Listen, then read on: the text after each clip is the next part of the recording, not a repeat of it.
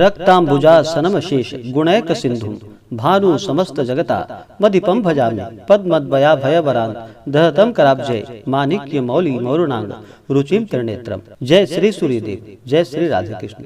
आप सभी का हमारे YouTube चैनल पे बहुत बहुत स्वागत है। आइए आज सुनते हैं रविवार व्रत की कथा। रविवार के दिन भगवान सूर्य देव का पूजन किया जाता है। जो भी रविवार के दिन रविवार का व्रत करते हैं, भगवान सूर्य देव का पूजन करते हैं, भगवान सूर्य देव को अर्घ्य प्रदान करते हैं। भगवान सूर्य देव की कृपा से आरोग्य की प्राप्ति होती है तथा सुख और समृद्धि की प्राप्ति होती है। भगवान सूर्य देव जो कि पृथ्वी पे साक्षात देवता रूप में माने जाते हैं, इनसे सभी जीव जंतु वनस्पति आदि भगवान सूर्य देव से ऊर्जा प्राप्त करते हैं। भगवान सूर्य देव को प्रसन्न करने के लिए जल में लाल पुष्प और लाल चंदन डाल करके अर्घ्य देना चाहिए। इससे सूर्य देव अति प्रसन्न होते हैं। सूर्य देव आंख की पीड़ाओं को छोड़कर सभी प्रकार के रोगों को नष्ट करने वाले हैं। रविवार का जो भी व्रत करते हैं उन्हें इस दिन नमक युक्त भोजन ग्रहण नहीं करना चाहिए। रविवार के व्रत में नमक ग्रहण नहीं करना चाहिए और सूर्यास्त से पहले ही एक समय मीठा भोजन ग्रहण करना चाहिए। अगर सूर्यास्त से पहले मीठा भोजन ग्रहण ना कर पाए तो अगले दिन जाकर के सूर्योदय के बाद भगवान सूर्य देव का पूजन करने के बाद ही आप भोजन ग्रहण करें। तो आइए सुनते हैं रविवार व्रत की कथा।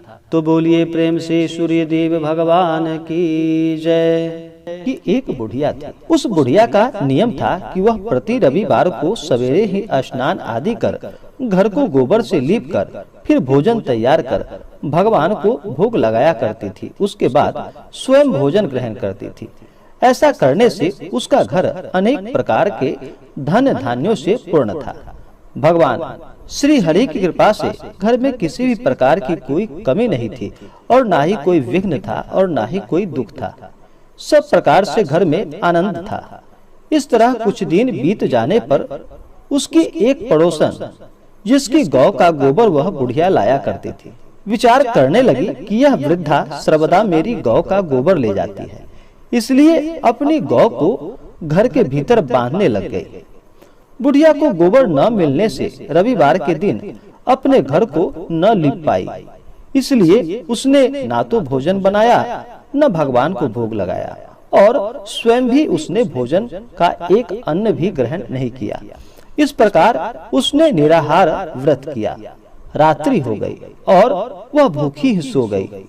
रात्रि में भगवान ने उसे स्वप्न दिया और भोजन न बनाने तथा लगाने का कारण पूछा। वृद्धा ने गोबर न मिलने का कारण भगवान से कह सुनाया। भगवान ने कहा कि हे माता, हम तुमको एक ऐसी गौ देते हैं जिससे कि सभी इच्छाएं पूर्ण होती हैं, क्योंकि तुम हमेशा रविवार को गौ के गोबर से लीप कर भोजन बनाकर मुझे भोग लगाकर खुद भोजन ग्रहण करती हो। इससे मैं बहुत प्रसन्न हूँ और तुमको वरदान देता हूँ। निर्धन को धन और बांझन स्त्रियों को पुत्र देकर दुखों को दूर करता हूँ तथा अंत समय में उन्हें मोक्ष प्रदान करता हूँ। स्वप्न में ऐसा वरदान देकर भगवान वहाँ से अंतर ध्यान हो गए और वृद्धा की आंखें खुली तो वह देखती है कि आंगन में एक अति सुंदर गौ और बछड़ा बंधा हुआ है। वह गाय और बछड़े को देखकर अति प्रसन्न हुई और उसको घर के बाहर बांध दिया और वहीं खाने को चारा डाल दिया। जब उसकी पड़ोसन बुढ़िया ने घर के बाहर एक अति सुंदर गौ और बछड़े को देखा तो द्वेष भाव के कारण उसका हृदय जल उठा और उसने देखा कि गाय ने सोने का गोबर दिया है, तो वह उस गाय का गोबर वहां से उठाकर ले गई और उस गोबर सोने के गोबर की तरह ही अपना गाय का गोबर वहां पे रख गई। वह नित्य प्रतिदिन ऐसा ही करती रही और सीधी सादी बुढ़िया को इसकी कोई खबर ना थी। तब सर्वव्यापी ईश्वर ने सोचा कि चालाक पड़ोसन के कर्म से बुढ़िया ठगी जा रही है, तो ईश्वर ने संध्या के समय अपनी माया से बड़े जोर शोर से आंधी चला दी। बुढ़िया ने आंधी के भय से अपनी गौ को भीतर बांध लिया और प्रातः काल जब वृद्धा ने देखा कि गौ ने सोने का गोबर दिया है तो उसके आश्चर्य का ठिकाना न रहा। वह प्रतिदिन गौ को घर के भीतर ही बांधने लगी।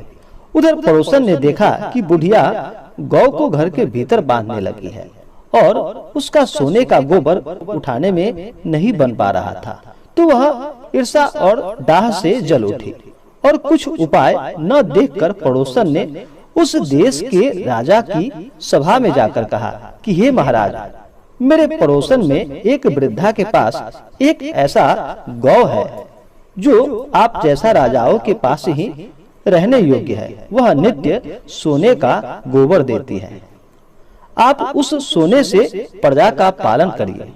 वह वृद्धा इतने सोने का क्या करेगी? राजा ने यह बात सुनकर अपने दूतों को वृद्धा के घर से गौ लाने की आज्ञा दे दी। वृद्धा प्रातः काल ईश्वर को भोग लगाकर भोजन ग्रहण करने ही जा रही थी कि राजा के दूत वहां पर आए और गौ खोलकर वहां से ले गए। वृद्धा काफी रोई चिल्लाई, किंतु कर्मचारियों ने कुछ भी उसकी एक ना सुनी। उस दिन वृद्धा गौ के वियोग में भोजन न खा सकी और रात भर रो रो कर ईश्वर से गौ को पुनः पाने के लिए प्रार्थना करने लगी। उधर राजा गौ को देखकर बहुत प्रसन्न हुआ, लेकिन सुबह जैसे ही उठा तो सारा महल गोबर से भरा हुआ दिखाई देने लगा। राजा यह देखकर घबरा उठा। भगवान ने रात्रि में राजा को स्वप्न में कहा कि हे राजा, गाय वृद्धा को लौटाने में ही तेरी भली है। उसके रविवार के व्रत से प्रसन्न होकर मैंने उसे इस गौ को प्रदान किया है। प्रातः होते ही राजा ने वृद्धा को बुलाकर बहुत से धन के साथ और सम्मान सहित उसे गौ बछड़ा लौटा दिया। उसकी पड़ोसन को बुलाकर उचित दंड दिया। इतना करने के बाद राजा के महल से सभी गंदगी दूर हो गई। उस दिन से राजा ने नगरवासियों को और सभी को आदेश दिया कि सभी मनोकामनाओं को पूर्ण करने वाला रविवार को इस व्रत को करे।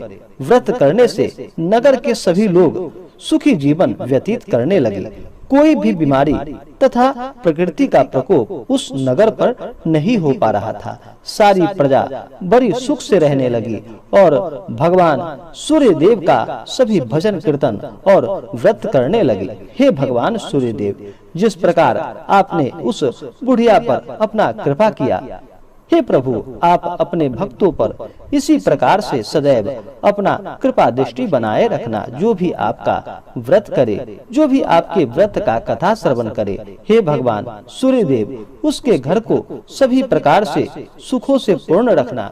तो बोलिए प्रेम से भगवान सूर्य देव की जय। इसी प्रकार से जो भी सच्ची श्रद्धा के साथ रविवार का व्रत करते हैं, कथा श्रवण करते हैं, भगवान सूर्य देव की कृपा से सभी प्रकार के सुख और समृद्धि की प्राप्ति होती है। तो आशा करता हूँ कि यह जानकारी आपको अच्छा लगा हो। ऐसे ही ज्ञानवर्धक जानकारियाँ प्राप्त करने के लिए हमारे इस चैनल को लाल बटन दबा करके सब्सक्राइब करें, साथ में बेल आइकन घंटी दबाएं ताकि मेरे वीडियो का नोटिफिकेशन आपके पास सबसे पहले पहुंचे। वीडियो को लाइक और अपने मित्रों तथा दोस्तों के साथ शेयर करें। सुखी रहे और स्वस्थ रहे। जय श्री राधे कृष्ण। धन्यवाद।